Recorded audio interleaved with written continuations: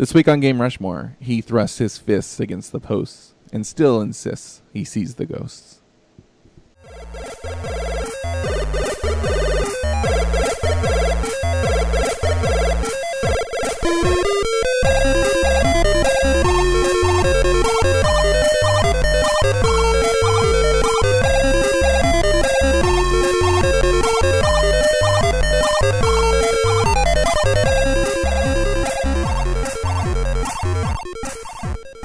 Welcome everybody to Game Rushmore. My name is Josh. I am hosting this week. And with me today, Mike.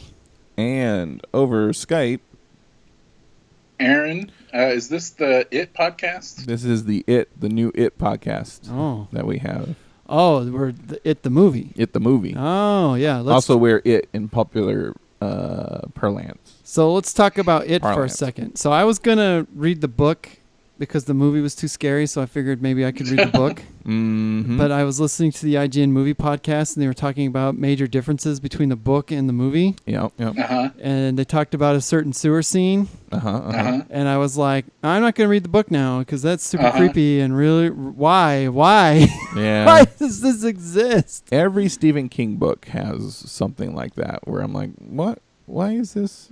Why is this in here? This is a Why are you doing this, Steven? My personal friend Steven, why are you? It's so wrong on so many levels. And should I say what it is or no? I mean, I think most people that are so care about it know. So the story revolves around these what is it, like 7 boys or so, 6 boys that are in this like losers club, and there's this one girl named Bev. Well, we shouldn't get into it. That's what I meant. Well, Okay. Anybody that knows about it knows of the scene that we're talking about in particular. It's just it's a creepy bad scene. None of us have read it anytime recently in detail to know why or for what reason things happen. But I can't imagine. Yeah, I know why, but it's just a horrible reason. I guess Stephen King has gone on record and has been like, yeah, I kind of regret writing that. Well, no, he's gone on record and saying it was a different time. Yeah, and it's like, okay, sure. 19. When did that book come out? 78? 80 something. Anyways. And that's our Stephen King book podcast. Yep. Thank you for listening. I'm so informed. Good movie. Go see it. That's my It review. Good movie. Go see it. Aaron agrees. I also don't think it's that scary. No. It's it has parts where I close my eyes. I'll admit it. If you can handle Stranger Things, it's probably just a step up from that. I could barely handle Stranger Things. Uh-oh. I'm just kidding. I handle it really well. Yeah, it's I didn't think Stranger Things was either creepy or scary though. I thought it was just cool. It was intense. I'd say that. A building it has scenes where they build on trepidation and then have essentially a jump scare of more or less. But it's an earned jump scare because of the atmosphere. It's not out of nowhere. It's not like normal music and then a cat jumps out, or like creepy music and then like somebody's mom rocks into the room. It's like creepy atmosphere, and then you turn around and something terrible is there and you're like, oh, okay. The movie Doom, starring The Rock, was one of the most irritating movies I ever saw because the entire first hour of that movie is exactly what you were saying, where it was unearned cheap scares with a cat that would come out of nowhere. It was terrible. One of my favorite things about you, Mike, is that you will always say the movie Doom with The Rock, as if there's another movie Doom. I just like to talk about The Rock. I need to let people know that The Rock is in it. Okay. Also, Carl Urban is in that. Yes, he is. As Judge Dredd. It's very impressive mixing of culture. Oh, boy, that movie. So let's talk about what we played today. What you guys play today? Today? No, you can actually answer that question, whereas I cannot. Oh. So recently what I played is I downloaded the PC version of the Ys 7 video game. And Ys 7, not Ys 8, which just came out. Right, not Ys 8. But I'm kind of looking forward to Ys 8 because of my Ys 7 experience. Now, I don't played a lot of the Ys games. I think my biggest experience with the games is Wanderers of Ys. On the Super Nintendo? On the Super Nintendo. And it's the kind of game where you run around and you run into enemies to attack them. Like you just bump into them and you attack. Wasn't that all of the early Ys games? I think to an extent, yeah. Yeah. But it's still the weirdest control scheme I've ever experienced. So this is an adventure RPG series, if you're not familiar with it, following the travels of a duo, of a pair who really just come up on this island. And it's interesting because there's such an ingrained world in the Yi series that we don't really experience here in the West. I mean, recently they brought over a lot of the games, but it's still, I think a majority of people, if you asked them what was going on in those games, they would have no clue. But like the opening cinematic of E7 is just like, oh, hey, it's a good thing that war finished and we can go to these places and there's still remnants of this and that. So it still has that very episodic feel. You can jump right into 7 without having to go back and play the other ones. But it feels like a very lived-in world, even though it's brand new mechanics and things every time you start the games. When I think about Ys, I always think about the soundtracks. Yeah, it has pretty good music. Yeah. I picked up Oath in Falgana, which is a remake of that Super Nintendo game. A while ago. It was my first exposure to Ys in a long time. And the first thing I noticed was like how awesome the music was. And I was like, I played this game on the Super Nintendo. I don't remember it being like this, but I went back and looked at the Super Nintendo and it is it is this music and it's really good. Yeah. It's also the game is interesting in that you go to places with a purpose and you kind of feel that purpose as you travel, which is not something I can say for every game. It doesn't feel like everything is extraneous. You have like these little side things that you can go pick up, side missions where people just ask you to collect things. And it feels like, not like you're running errands, it just feels like, oh, in the natural course of playing this game, I will be able to complete this quest. Which is, it's nice. I don't feel like I'm going to get pigeonholed at any point while playing. What is very different, kind of like a reminiscent of some older times, is you go and you fight the main. I started this game on normal difficulty, and you go around, you fight. You have to swap between your two guys because one does more damage against things that are hardened, and one does more damage against things that are weak to like swords and stuff like that. So you got fists and swords, and you swap between your guys, and you run through, and you can run roughshod across every enemy that you run into. Like, it's just a little bit of timing, and you want to make sure you move out of the way before they hit you. And you're like, all right, I am a master of my domain here. and then you run into a boss monster, and they kill you. They have thousands of hit points, and they murder you, and you've done maybe a tenth to their life, and you're like, how am I ever going to beat this person? It sounds like a Ys game. Yeah, they have so many different attacks and different ways of like killing you, and you have to like know all these patterns, and it's ridiculous, the jump and difficulty between some monster you run outside and these gigantic boss monsters. But you learn the patterns. You die, you pick up right where you left off, and you fight again. You die, you pick up right where you left off, and you learn to dodge, and you learn to move out of the way, and the tells that the boss is going to give you, and then you prevail. And it's a very earned feeling. Very satisfying. Yeah, very satisfying. Satisfying, thank you. It's a fun game. It looks all right. I think it has better sprites than it did. This game was originally reached for the PSP, and I think the PC version has like up-resed sprites and things like that, because you don't see a lot of jagged lines like you would have in the PSP. I remember when I first had experienced the game, I had my PS TV and I downloaded it as a demo, and it was the ugliest thing I've ever seen. And I was like, nope, I'm not playing this, and removed it. But this PC version, I think it's going to take me places. Nice. So that's all I really played recently. But how about you, Mike? What have you been up to? Well, so the last episode I talked about Lost Legacy, the Uncharted. So I Mhm. was like, I'm not done with Uncharted. So I've been replaying 4. Okay. And I just got to the island. For people who have played Uncharted know what I'm talking about. Are you the kind of person who can replay games a lot, or is there just a lot of replayability here in 4?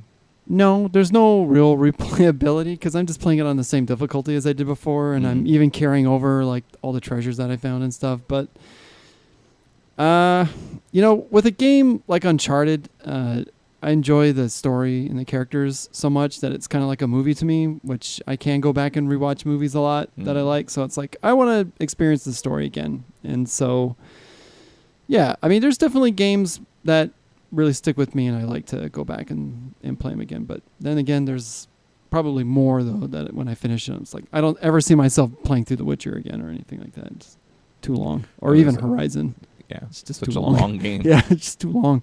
But like, the Uncharted games are mostly like 10 to 12 hours. So it's kind of easy to go back and visit them and stuff, replay them. So that game's still fantastic. I'm definitely playing it in a different way though, because that game, you could approach it as like a stealth game, or you could just go in guns blazing. The first time I played through it, it was all I'm gonna try all of these stealth mechanics, and this time I'm just like, nah, this is third-person cover shooter, and it's actually more fun to play it that way, to be honest. Well, yeah, because you know where all the trap falls are going to be, so you don't have to worry about them. Get to just blow stuff up. And then. Before I talk about the main thing, I'm going to talk about something that Aaron actually got me hyped up on. Oh, yeah? Yeah. So, Marvel vs. Capcom Infinite. Oh. That comes out, so today we're recording this on the 17th of September. Mm-hmm. It comes out this Tuesday, so was that the 19th?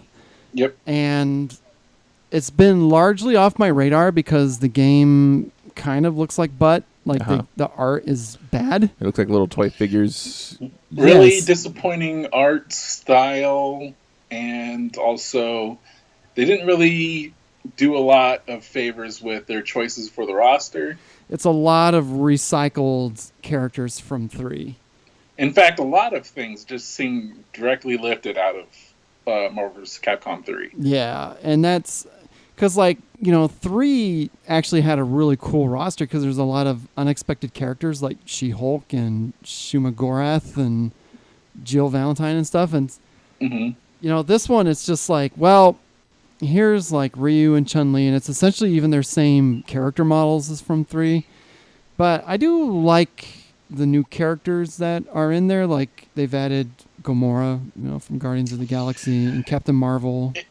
Yeah, and Jeddah from Night Stalkers. It seems like Jeddah is cool, a cool addition, but for the Marvel side, there's no surprise. Yeah, it's very safe. It's a very safe newcomers. Roster. Yeah. Oh, these people are from this movie. That kind of thing. Yeah. Yeah, and that's the thing. It's good that you bring that up because this is obviously very focused on the Marvel Cinematic Universe, so no X-Men. Which for me, I'm okay with. I'm not the biggest X-Men fan. Like, they're not my favorite thing from Marvel.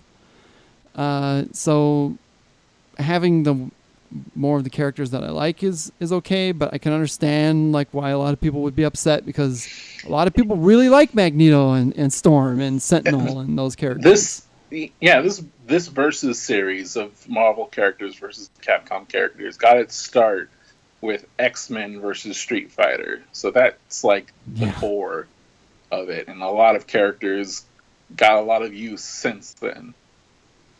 So all that aside, like a lot of the early gameplay trailers just weren't really doing it for me. And, they kind of just look like Marvel vs. Capcom 3. Yeah, exactly. But somehow not as good.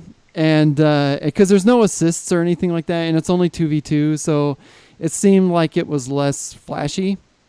Mm-hmm. But the one thing that I will say about Capcom Fighters is never count them out because somewhere between the last month of development, they all of a sudden come together, and a lot of these issues, the visual and the roster, like that can't be fixed until they start doing DLC and adding more interesting characters.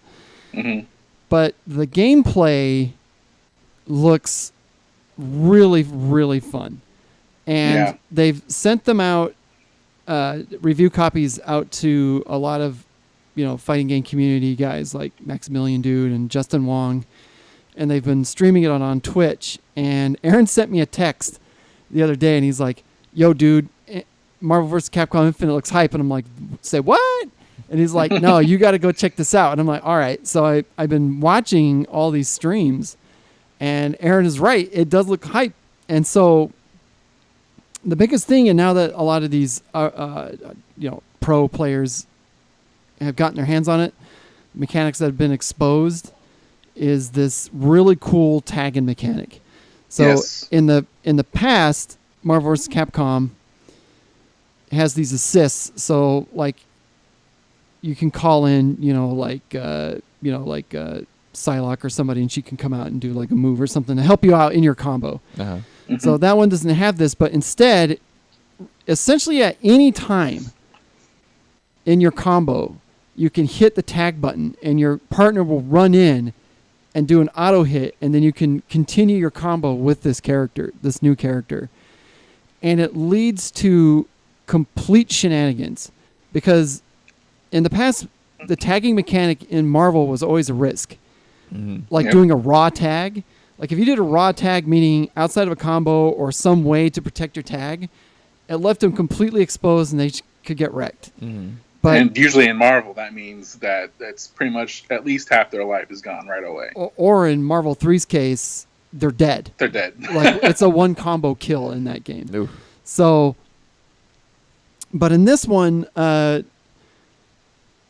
like the tagging is almost like the assist, where you can really draw out these really long combos without it being like super complicated. So like a big example of this is, say you have a character who does like a long animation for a move or a special move.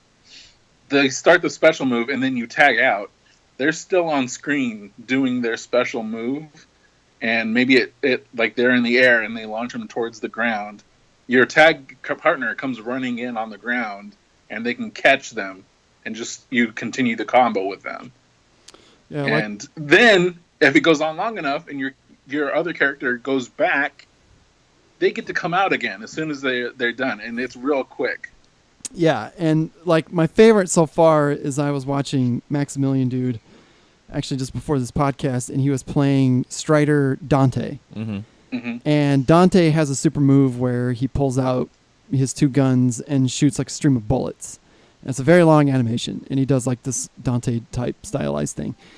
Mm-hmm. So he's doing that, and he calls in Strider, and then he has like all these like basically kind of overhead attacks with Strider until Dante leaves, and then he goes into Strider's like super, and then like lifts him up, and then Dante comes back out, and it's just like it's amazing. But you can do all sorts of like tricks with it too. So like in fighting games, there's a thing called a cross up, which is when you jump over somebody, and then right as you go behind them, you hit like a kick, mm-hmm. and it will hit them from behind. So what that does is like it will make it so that they're blocking the wrong direction and you can hit them. Right. So in this, you can jump over their head as if you were doing a cross up, but instead you can call in your tag partner, which will actually make your opponent face the other way. Mm-hmm. So then you can like start attacking them from behind. Mm-hmm. And I mean, that's like the bare basics of the shenanigans you can pull in this. Like it's nuts, the stuff you can do. This game gets real dirty. And they also have another mechanic where if you're in the middle combo, you can call out your tag partner and they come running in, and the other opponent's tag partner comes running in. And all of a sudden, like depending on a huge animation, there could be two fights going on for a couple seconds. Yeah, and so the other thing is we've gotten a really good look at like the Infinity Stone system. Mm-hmm. So it has all the Infinity Stones, and I like these way better than X Factor. So X Factor in Marvel 3 was their comeback mechanic. It was a meter that filled up. It got more powerful every character you lost. Mm-hmm. And so if you were on your last character, you could X Factor, and then your character's damage doesn't scale, and they heal super fast, and they actually do extra damage. So that and at that point, they pretty much every character is basically a touch of death, so they can combo and kill any character that comes in when they have a full X Factor. Like easily, it was ridiculous. Especially like Phoenix or something when she goes into her Phoenix mode. It was stupid. Yeah, I didn't like it. It made for hype watching, like a match, because you never knew how a match was going to end. But like playing it always felt like cheap, and it's not like well earned or anything. It's just like, oh, we got to come up with it. Like a false way of like making these matches closer. The Infinity Stone, I like it way more because it still requires skill, and it's not a touch of death. It just has a really interesting effect. So like the Space Stone like traps your opponent in like a box, in like a small box, and they can't leave that box, but they still can block, and they can still like attack if you get close. And then there's like the Soul Stone, which is when your partner gets killed, instead of disappearing, he's actually still laying there on the stage, and when you trigger it, he resurrects. And so you get him back, and then you're fighting with both your characters at the same time while this stone is in effect. Yeah, it takes both your inputs and puts them to both characters and control them both at the same time. Yeah, that's gotta lead to something crazy eventually. Oh my gosh! Like I was saying, some of these streams, like even the players are like, I don't even know what's going on. It's like so much crazy stuff. People like figuring it out, and they like are constantly getting surprised about what they can pull off.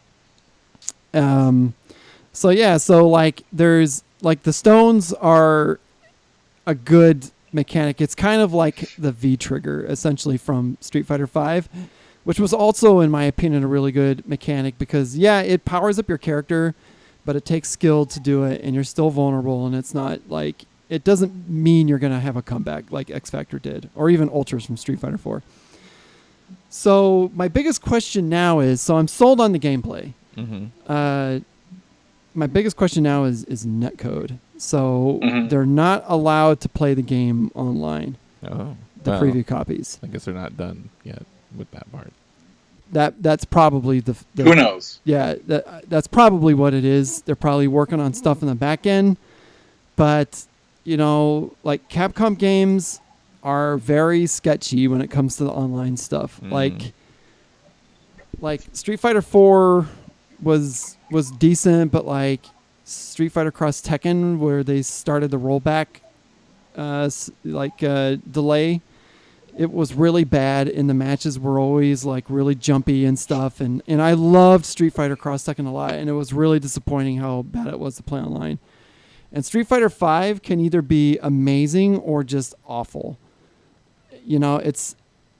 It's a real hit or miss, like on the quality of matches. So I'm hoping that Capcom really looks at their competition, and I know they won't because they're Capcom, but I'm hoping that they look at things like Skullgirls and Killer Instinct and Injustice 2, and they go, look, these games have amazing online. We should kind of see what they do.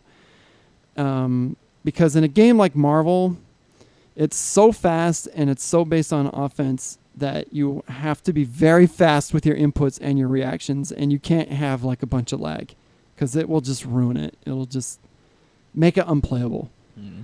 And so I have not pre-ordered it because I want to watch Max and those guys play online first, and I want to get a good opinion on how the online play is. And if that comes together, then great, because I hear even the story mode, which is only like 2 hours long, is supposed to be like super dopey fun, which I mean, like the trailer at E3 made it seem like it was the worst thing ever, but as people have had the game and they've played through the story, they're like, oh, it's actually really fun.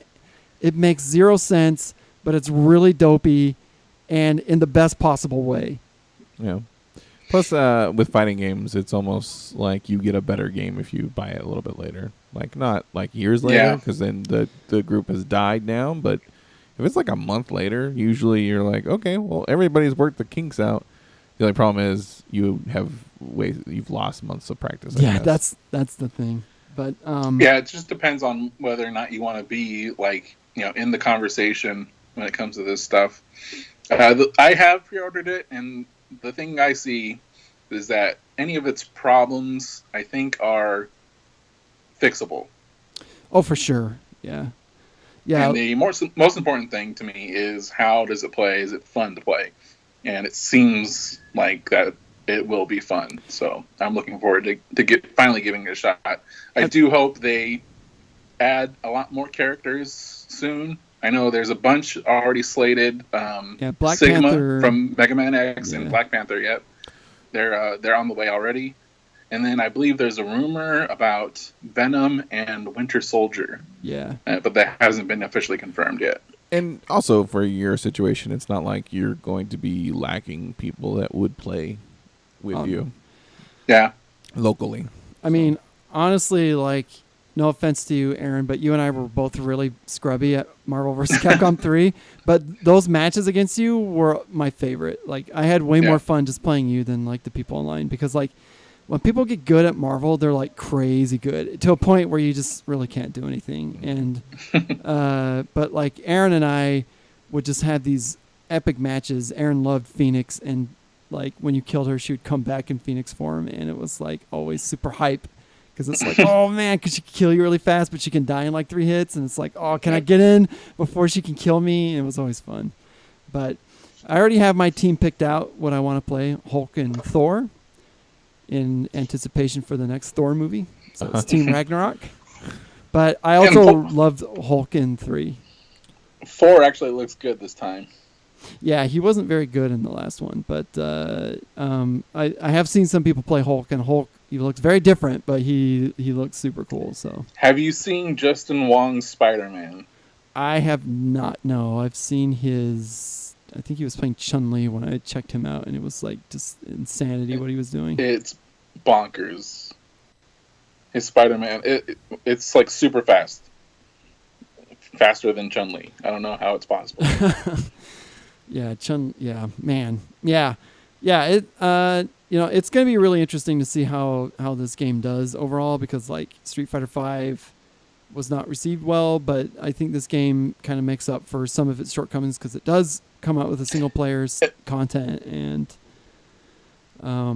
it is more accessible. As I have noticed that because of all that stuff about people, not being satisfied with the roster or the way it looked, that there is kind of a bad sentiment from people online. That, not people who played the game, but people who have been exposed to it until now. Yeah. So I think they have a little bit working against them, and hopefully they're able to turn it around if it's actually worth playing, which it seems like it is. They have some explaining to do. Well, I think it does show confidence in their product because they did send it out and tell streamers to stream it. So they must be like, listen, maybe this isn't going to win any awards for graphics, but it's fun to play. It's going to be fun to play. And I have seen like more people like on NeoGAF and stuff like have their opinions change, where it's like, oh, this, well, like mine, it's like, oh, now I actually see what this game is. This actually looks rad. Yeah, it's also it's a great move to give it to the streamers if they're that confident that, hey, this game's gonna run, it's gonna fight well, then yeah, giving it to the streamers is nothing but the chance for it to provide goodwill out to the community and to anybody that's going to listen, because they're not gonna get new fans to fighting games with this game most likely. But they will draw in people that play fighting games and change their minds with these streams. Yeah. What else you played, Mike? Well, so since we didn't record last week, there's going to be a big discussion about the big game that has come out, and that I didn't think Ys was that big. Oh, it's Ys 8. No, it is Destiny 2, and Never this. heard of it. This was another game that was sort of off my radar. I mean, like, I enjoyed, what I played from that demo, but I didn't really play that much.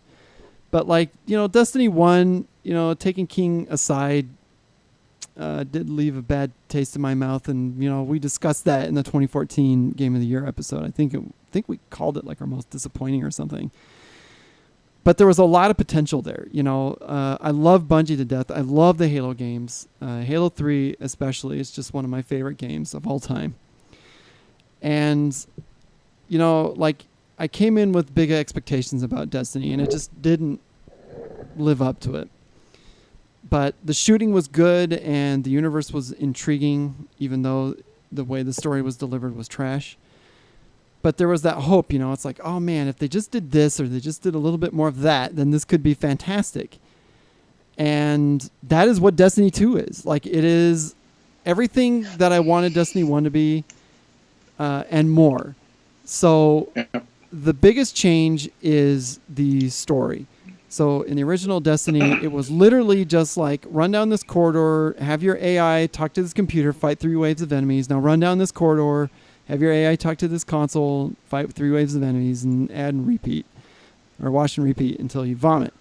And it was so boring that I fell asleep famously, and Aaron recorded me falling asleep at the controller, running into a boss, and dying. And in this one, there's never that moment, because this is Bungie making a campaign, a story-driven campaign at their best. Like, this is as much fun as I had with Halo 3. The enemy encounters are super well thought out and detailed. There's a huge variety of planets and missions and things that you do. It's just fantastic. Like, you actually get to know who these 3 like Primarchs are. These like characters that were in the first one were nothing more than like, talk to this guy because he's your class representative and he'll give you class specific gear, but he had no character. But in this, it's like he fights alongside you, and you talk to him and interact with him, and there's like NPCs out in the world. In the ads, there's a lot of humor. Is that humor actually in the game? Oh yeah. Yes, actually. Yes. Some people, it's to their detriment, but I absolutely loved it. There's one character especially that I just adored, whose name is Failsafe, and she's this little AI that's been on this planet for 500 years, and she's kind of gone crazy. And so she's a little bit like GLaDOS from Portal, but I love GLaDOS. She's not as good as GLaDOS, but she's adorable, and I liked her. And I think like Nathan Fillion's character Cade Six, like, his jokes kind of fall a little flat sometimes, but there's something kind of like endearing about him, where it's like, it's like never really bothered me. But like the story, so like Nathan Fillion, right? Yeah, so like but like the story as a whole, like, cool villains looked like Bane from Batman, but he was like a rhinoceros guy, and you actually understood like what his motives were and like where he was coming from and what your end goal was and how to stop him. And just really just good fun, like science fiction, romp, like just good times. And so I finished that with, I think it was with Aaron and Wyatt, but I played it with a few different people. But the other thing with the old game is that the game's not supposed to end with the story. You're supposed to go and do all this end game stuff and level up your gear and everything. And the first one, there was like 100 different currencies, and I didn't know how to attain any of them, and it was very vague, and it was super grindy. Like in vanilla Destiny, it was literally just like running around in a zone, collecting stuff called spin metal, which is just like a plant, and just collecting that for hours upon hours and hours, so that you could like maybe move up 10% on some reputation bar. Like, that's not fun. That was grindy and sucked. And so I never pursued the end game because it was awful. So I finished the campaign maybe 4 or 5 days ago, and I'm still playing this like every day because the end game of this is super fun. Like, I think they smartly held the strikes off, which are kind of like the dungeons in this game, the instances in World of Warcraft equivalents, till the end of the game. So you have stuff to look forward to. And so I've been running all the strikes. I haven't even seen all of them, but they're all super fun, and they all have really cool stories to them. And the bosses are really interesting on how to fight them, and every every section you actually have to like communicate with each other, because it's like, oh man, like the floor is gonna fall out in this section, so we have to get over to this platform before that happens, or like, you know, this boss is gonna go into this phase, so get your void weapon out because that's what he's weak to, and all of that stuff was really absent in the first game, and this one is just so much fun. And you know, now to level up your gear, it's so clear like what you have to do. Like all of the activities lead you to having better gear. So there's never a time, even if I play for 30 minutes, where I don't feel like I accomplished something, where I don't go up in like a power level of gear.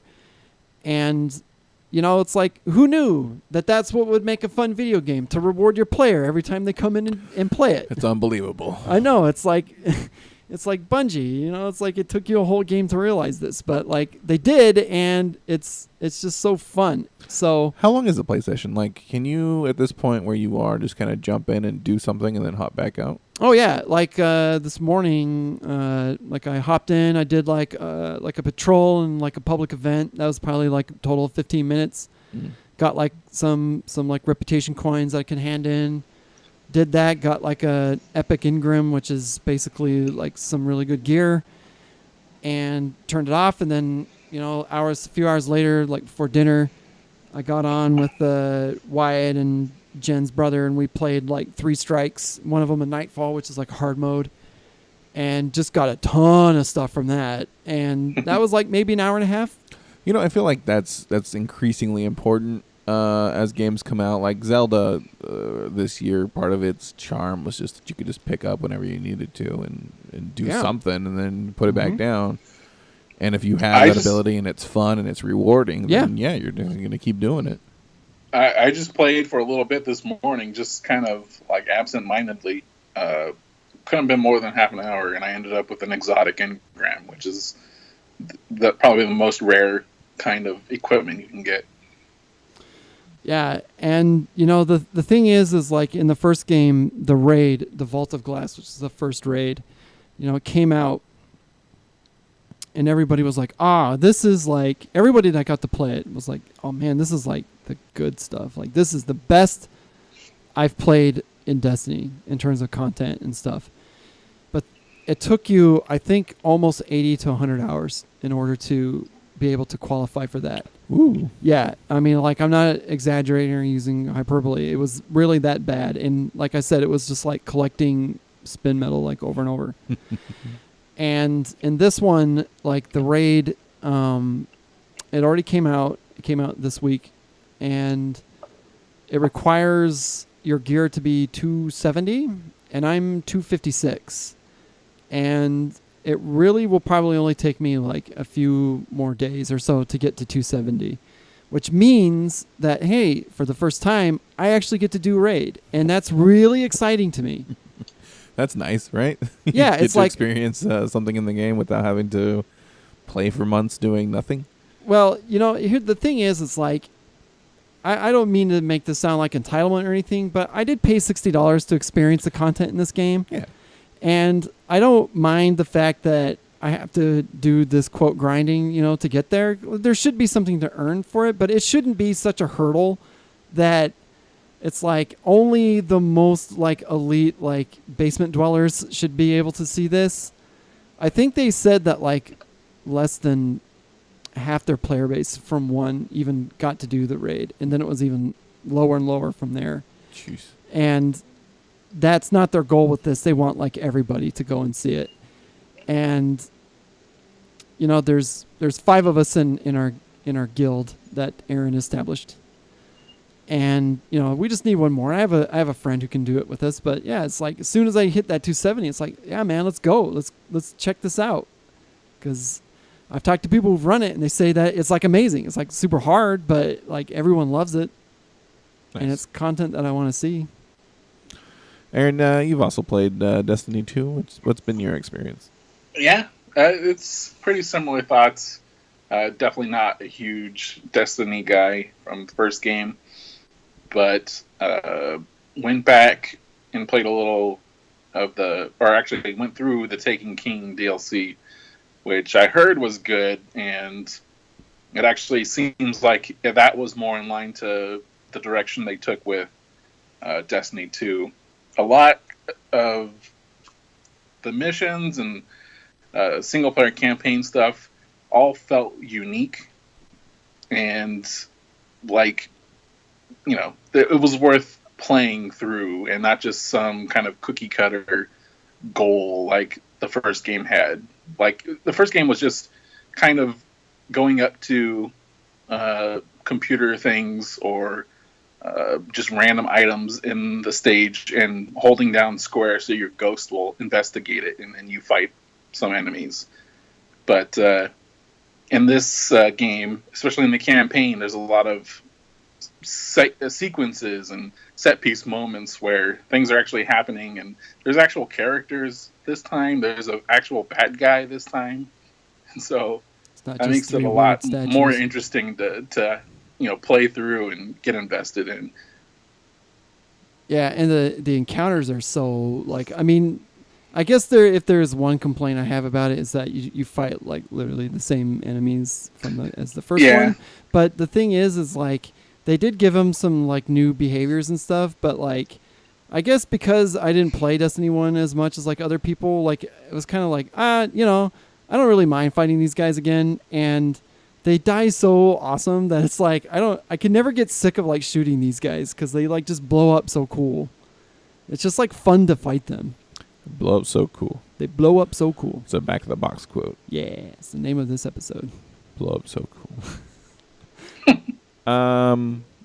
Is there anything else you guys want to talk about for Destiny?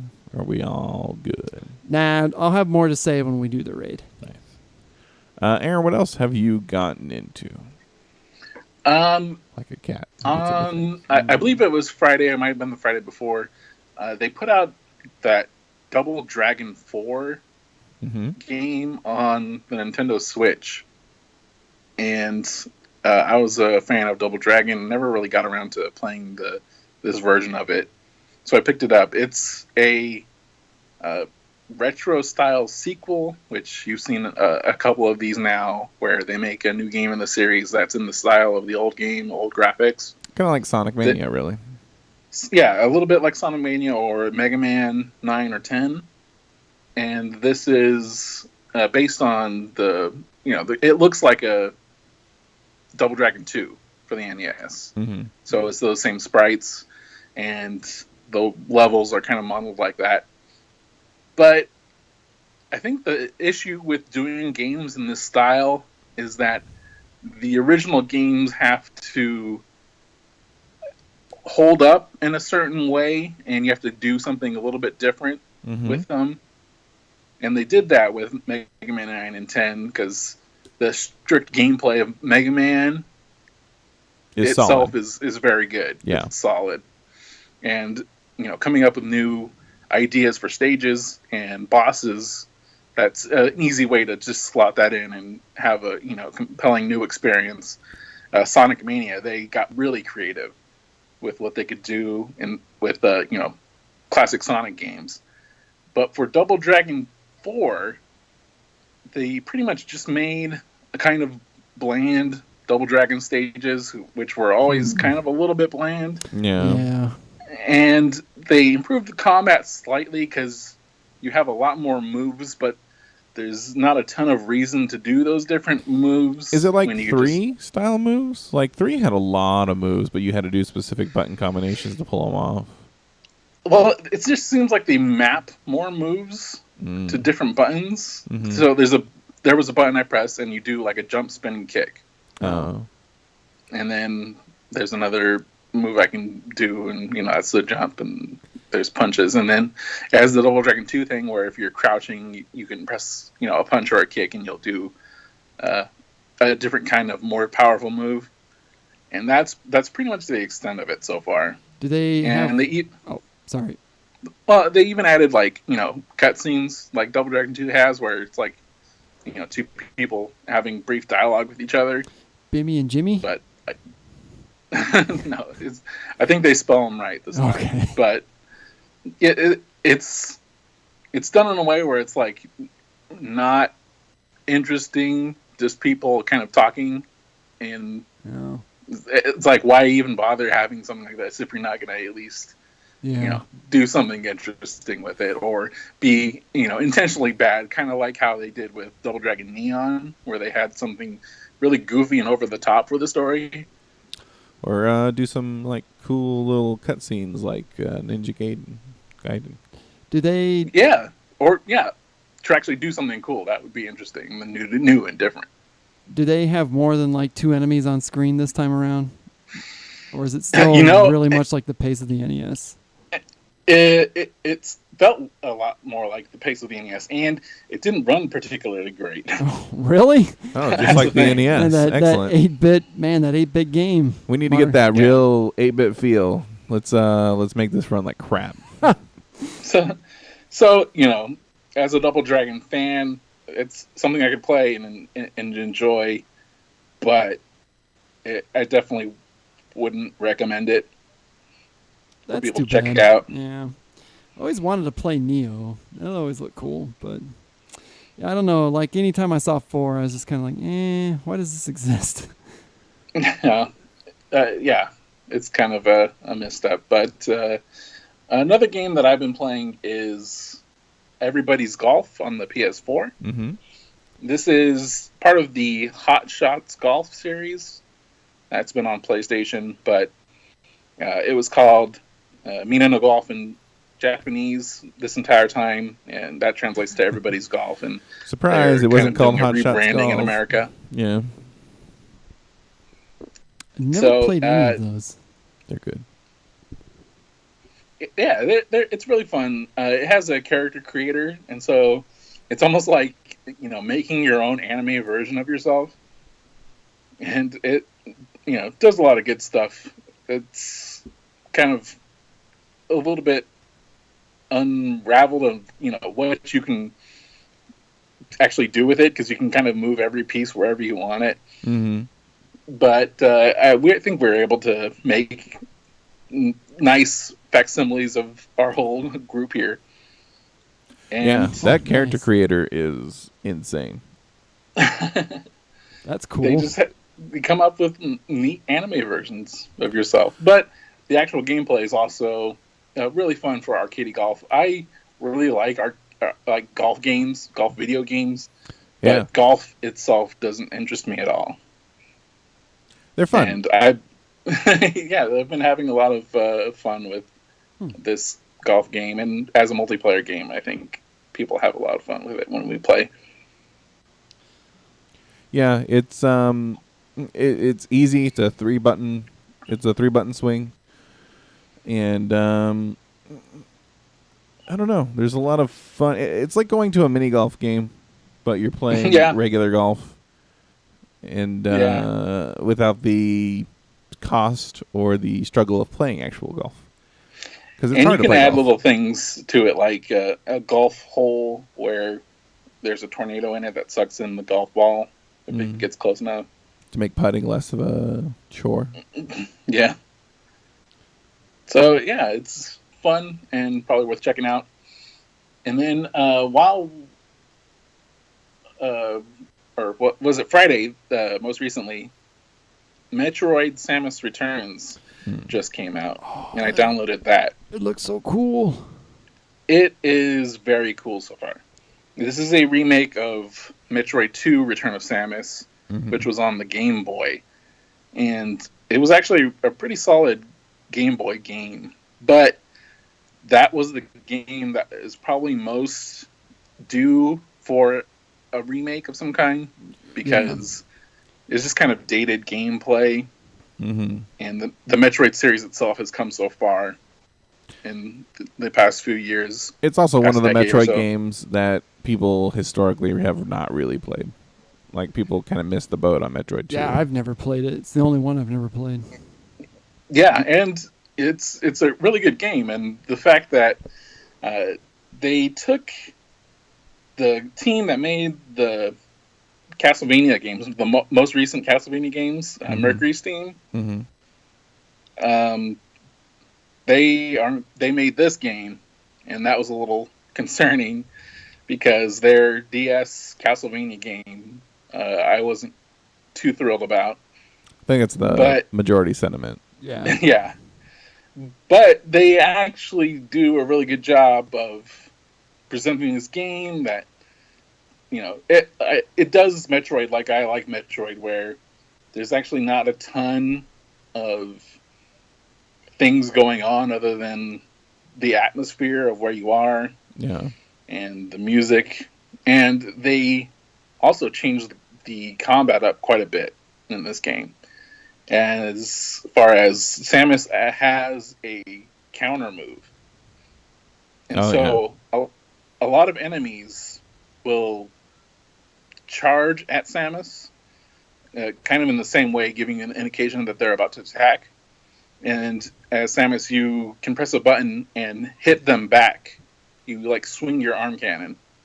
And when you time it right, you knock them back and they're vulnerable. And that's how a lot of the combat actually goes in this game.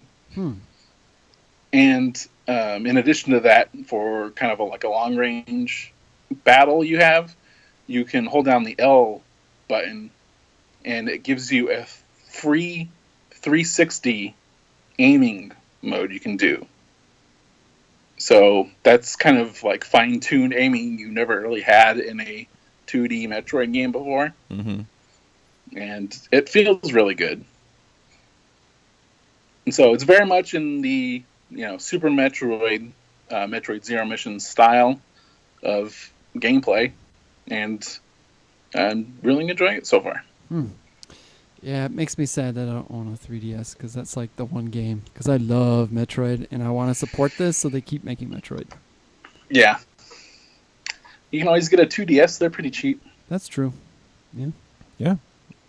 2DS XLs, they actually look really good, and I probably wouldn't mind picking one up if I didn't have my 3DS. So besides those, is there anything else that you've spent time with here? I think that's it. I do have a couple of games on the dock here, because over the weekend it was my birthday, and GameStop actually had a sale going on. Oh.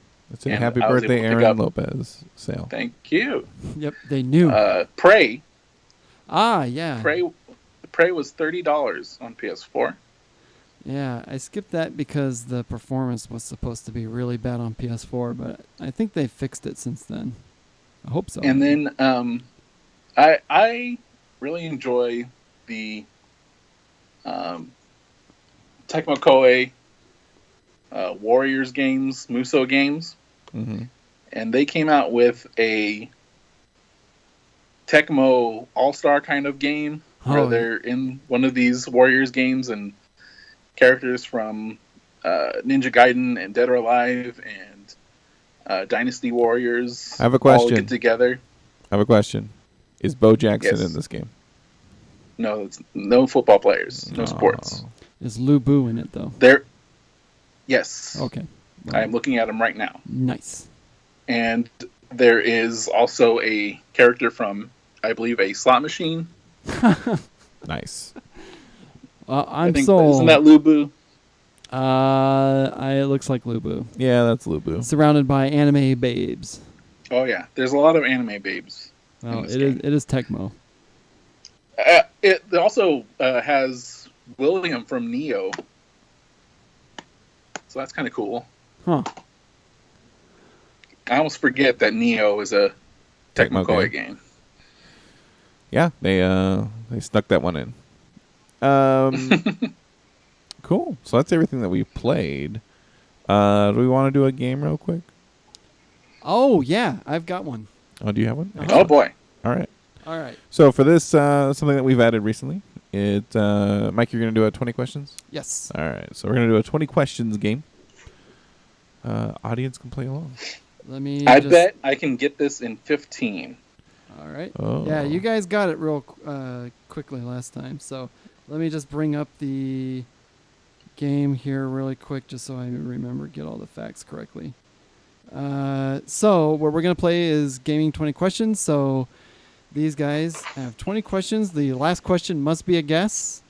Everything must be yes or no. They must be always talking between each other, because if too much time goes by with no talking, then they lose a question. Oh no. But you guys did really well with that last time. So, so let us begin. All right. Aaron, do you want to ask the first question? Has this game been released in the past 15 years? Yes. Okay. Released in the past 15 years. Which means it's most likely a console game. I don't think we need to ask that because what was the last major arcade game that was released? I have a question. Oh, okay. Is this game available on the Xbox 360? No. Okay. Was that really going to narrow it down? I guess that gets rid of all Xbox It actually games. does. Yeah. It actually does. I'm gonna ask a question because it was the past 15 years. Is this a Japanese game? No. Okay. Was this game released by? Should I jump this far ahead? Do you? Is this a game a first-person shooter? No. Okay. Okay. That doesn't really. I don't think that helped us that much. It actually does. It actually does. I have some ideas. Oh, okay. You got some ideas. I'm gonna ask a question. Was this game ever released on PC? Yes. Obviously, Josh. I mean, Obviously, it's a Western game, or at least not a Japanese game, and it wasn't released on the 360, which kind of leaves the PC. Is this game a real-time strategy game? No. Oh. Western game. And it's not real-time strategy. Well, here's the thing now. Are we just assuming that it was on a console? Well, if you're thinking it could be released on the PC and the PS3, that's kind of weird. Yeah. But are we discounting like PS4, like modern times? Oh, yeah, you're right. I mean, there's other options. I didn't even think about that for some reason. Yeah. We also got Xbox One as a potential minefield. Like you just eliminated like Xbox 360, and I'm like, okay, that's great, but for some reason I had in my mind that it was going to be last generation. Is this game available on the Xbox One? No. Okay. I don't know if that was a good question either. We got 13 questions left. So I mean, why didn't you just ask if they were available on console? Are we just assuming? Should we just assume? Shut up.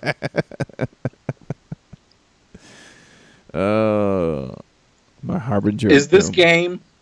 Would you classify this game as a role-playing game? Yes. Oh. So it's a role-playing game, at least in the past 15 years, that is also on the PC, not on any of the Xbox. Should we check to see if it's like a Square Enix game? What do you think? What was this game released by Blizzard? Yes. Oh. Is this game World of Warcraft? Oh, yep. Oh. I thought I would snag you up. Yep, released in 2004 by Blizzard Entertainment. See? We should have asked if it was on PC. console or not. That would have been a good question. You got this one even quicker than Mega Man 2. We had 11 questions left. Yep, got All it at right. 9. Do you have any more? I could come up with one more here real quick. All right. Yeah. All right. Let's do it. Let me just get this. We'll do one more. In the meantime, Aaron, what led you to World of Warcraft? How did that go? It's really more getting into Mike's mind. Oh, okay. Okay, I know. That explains your questions more. I'm not trying to pick anything like too obscure either, because I don't want to go into some. Because I probably like some games that you guys have never played or heard of, so it's like I don't want to like go into something like Axel Layer or like Space Megaforce or some weird. Josh might have gotten Axel A. That would be good. Okay, here's my next one. Oh, yeah. I always wait for you to say something. Yep, go ahead and begin. I'll start. Okay. Oh wait, did I start last time? You started. Yeah, you started last time. I'll start Okay. because I can ask Okay. the same first question that you asked. Was this game released in the past 15 years? No. All right, older than 15 years. Was this game released on a Sega console? No. No Sega.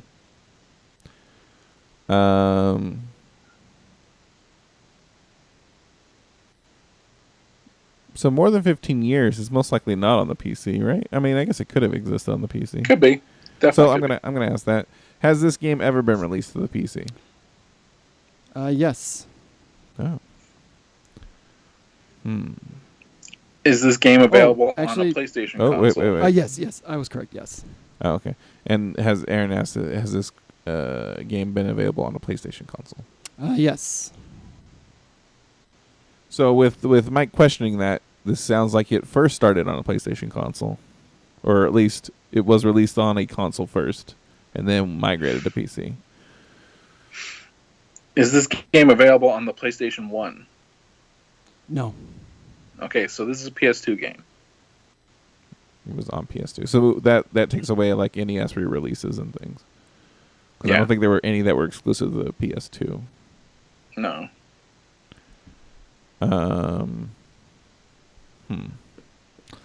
Was this game developed in Japan? Yes. Okay. All right, Japanese game on the PS2. That narrows it down to I have- the biggest swath of video games I think ever released. Okay, I have a question that'll narrow it down to basically two choices. All right. If the answer is yes. Was this game released by Capcom? Yes. Okay. All right. What are our choices? Okay. This is either Devil May Cry 3 or Resident Evil 4. Okay. Was this game Resident Evil 4? If you ask a question, that ends the contest. Oh. If you ask a game title, that's your final question. Okay, so ask a question that just narrows it between. Oh, that's what you're doing? Okay. Okay. No. Hold on. Does this game take place in Spain?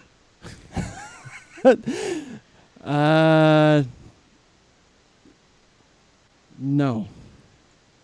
Okay. Well, I guess we shouldn't just jump to that conclusion. Then. No. Because that leaves what? Devil May Cry is what you were thinking, but it could Okay, be something else. So. Does this game star Dante? Yes. Oh. Okay. Does this game Devil May Cry 3?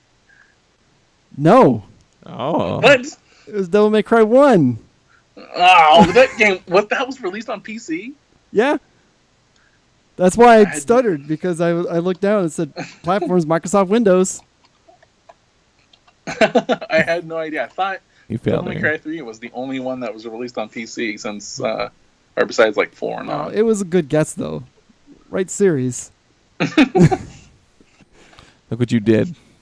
Yeah, that's why I was like, I'll be. that's why I was like, yes, and then I was like, wait a minute, I think only 3 was, and then I looked down and I was like, no. Wait, does that mean 2 was never released on PC?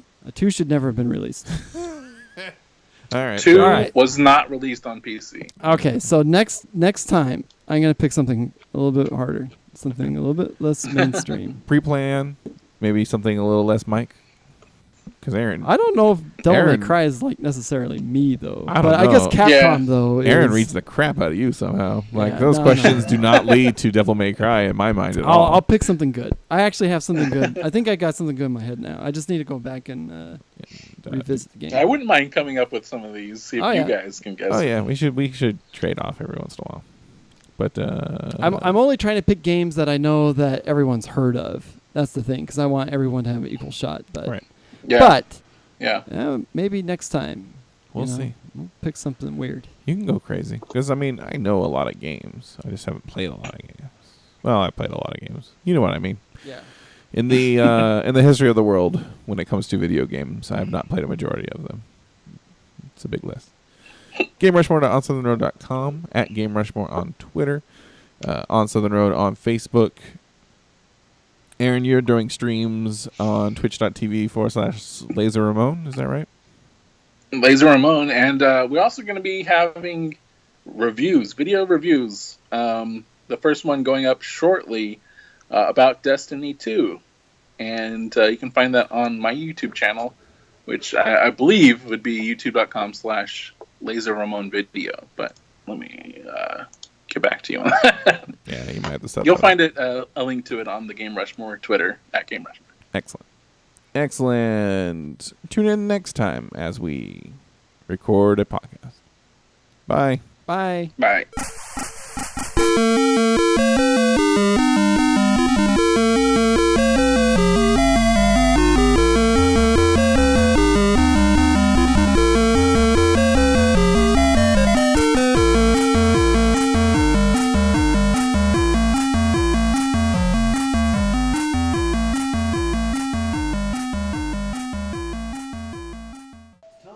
Oh, you want to eat these Tums, kitty?